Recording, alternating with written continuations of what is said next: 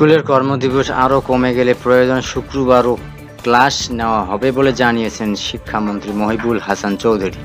আজ রোববার শিক্ষা মন্ত্রণালয়ের রেফারেন্ট ভেরিফাইড ফেসবুক পেজে শিক্ষামন্ত্রী একথা বলেন।